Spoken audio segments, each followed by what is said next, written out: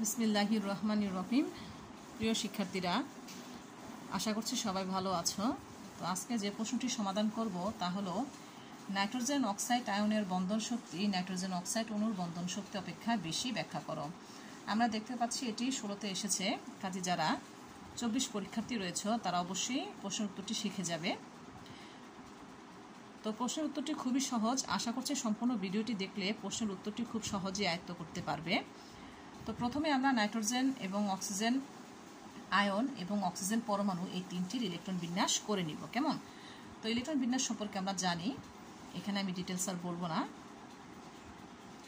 এরপর আমরা এখানে লিখব যে নাইট্রোজেন অক্সাইড আয়নের যোজ্যতা স্তরে মোট ইলেকট্রন সংখ্যা 5+5 = 10। তো এটা কেন লিখলাম দেখো, নাইট্রোজেন পরমাণুর যোজ্যতা স্তরে কিন্তু ইলেকট্রন রয়েছে 5টি, আর ধনাত্মক অক্সিজেন পরমাণু, এই যে ধনাত্মক অক্সিজেন পরমাণুর যোজ্যতা স্তরে ইলেকট্রন রয়েছে 5টি, তাহলে 5+5 = 10 লিখলাম।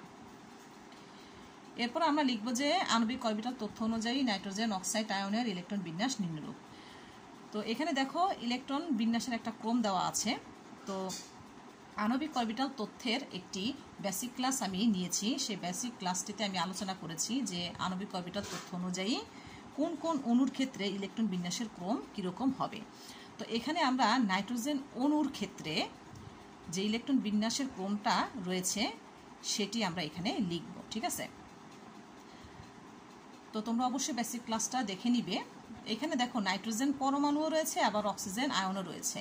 মেন কথা, নাইট্রোজেন এবং অক্সিজেন আয়ন অথবা নাইট্রোজেন অক্সিজেন পরমাণু যেটাই থাকুক না কেন, এইগুলোর ক্ষেত্রে এই দ্বিতীয় পরমাণুর যে অণুটা হয়, অর্থাৎ অক্সিজেন পরমাণুর যে অণুটা অর্থাৎ অক্সিজেন অণু, সেই অক্সিজেন অণুর ক্ষেত্রে আণবিক অরবিটাল তথ্য অনুযায়ী ইলেকট্রন বিন্যাসের যে ক্রমটা রয়েছে সেই ক্রমটাই তোমরা এখানে লিখবে। কেমন?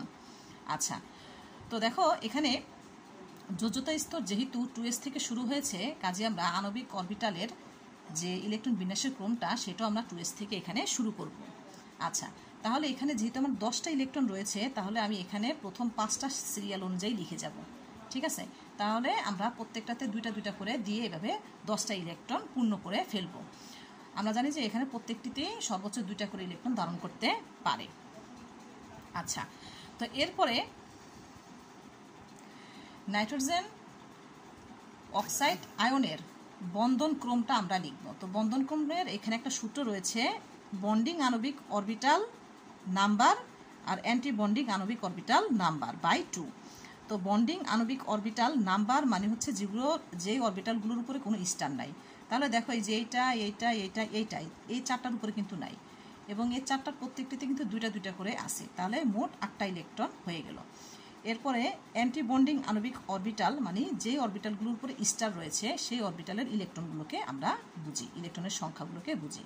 তাহলে এখানে স্টারের অরবিটাল রয়েছে শুধুমাত্র একটা, অ্যান্টি সিগমা 2s, এটার উপরে রয়েছে 2টা ইলেকট্রন, এই যে 2টা ইলেকট্রন লিখলাম। তারপরে এখানে বের করে ফেললাম আমরা 3, অর্থাৎ নাইট্রোজেন অক্সাইড আয়নের বন্ধন ক্রম হচ্ছে 3। এরপর আমরা একই রকমভাবে নাইট্রোজেন অক্সাইড অণুর যোজ্যতা স্তরে মোট ইলেকট্রন সংখ্যা বের করব। তো একই রকম বিষয়, নাইট্রোজেন পরমাণু যোজ্যতা স্তরে ইলেকট্রন রয়েছে 5টি, আর অক্সিজেন পরমাণুর যোজ্যতা স্তরে ইলেকট্রন রয়েছে 6টি। তো এই যে আমরা এখান থেকেই দেখতে পাচ্ছি, ঠিক আছে? এখানে মোট 6টি ইলেকট্রন রয়েছে, মোট 11টি। তো একই রকমভাবে আমরা নিচে লিখব যে আণবিক অরবিটাল তথ্য অনুযায়ী নাইট্রোজেন অক্সাইড অণুর ইলেকট্রন বিন্যাস নিম্নরূপ। তো একই রকম বিষয় আগের মতনই, এখানে ইলেকট্রন বিন্যাসের ক্রমটা আমরা নাইট্রোজেন অণুর ক্ষেত্রে যেটা হয় সেই ক্রমটাই এখানে লিখব।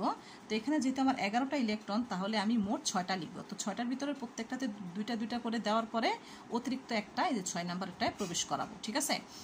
এর প্রত্যেকটাতে দুইটা দুইটা করে দিলে এখানে মোট হয় 10টা ইলেকট্রন, আর অতিরিক্ত একটি ইলেকট্রন এই যে পরবর্তী অরবিটালটাতে আমি প্রবেশ করাবো, ঠিক আছে? এরপর আমরা এখানে সূত্রে ফেলবো। তো সূত্রে এখানে বন্ডিং আণবিক অরবিটাল নাম্বার অর্থাৎ যেগুলোর উপরে স্টার নাই, তাহলে এখানে আছে এখানে একটা, এখানে একটা, এখানে একটা, হ্যাঁ, তাহলে 2, 4, 6, এই যে 8, এই যে 8 বসাইলাম। আর অ্যান্টি বন্ডিং আণবিক অরবিটাল নাম্বারটা আমরা এখানে দেখতে পাচ্ছি, এই যে স্টারেরগুলিতে দেখো এখানে আছে 2টা, এখানে আছে একটা, মোট 3টা। তাহলে এখানে বের করলাম 2.5। তাহলে আমরা দেখতে পাচ্ছি যে নাইট্রোজেন অক্সাইড অণুর বন্ধন ক্রম অপেক্ষা এই নাইট্রোজেন অক্সাইড আয়নের বন্ধন ক্রমের মানটা কি বেশি। এই কারণেই মূলত এই নাইট্রোজেন অক্সাইড আয়নের বন্ধন শক্তিটা নাইট্রোজেন অক্সাইড অণু অপেক্ষা বেশি হবে। ঠিক আছে, তো আশা করছি তোমরা বিষয়টা বুঝতে পেরেছ। তারপরে যদি কোথাও না বুঝে থাকো তবে অবশ্যই আমাকে কমেন্টে জানাবে। সবাইকে অসংখ্য ধন্যবাদ ক্লাসটি ধৈর্য সহকারে দেখার জন্য।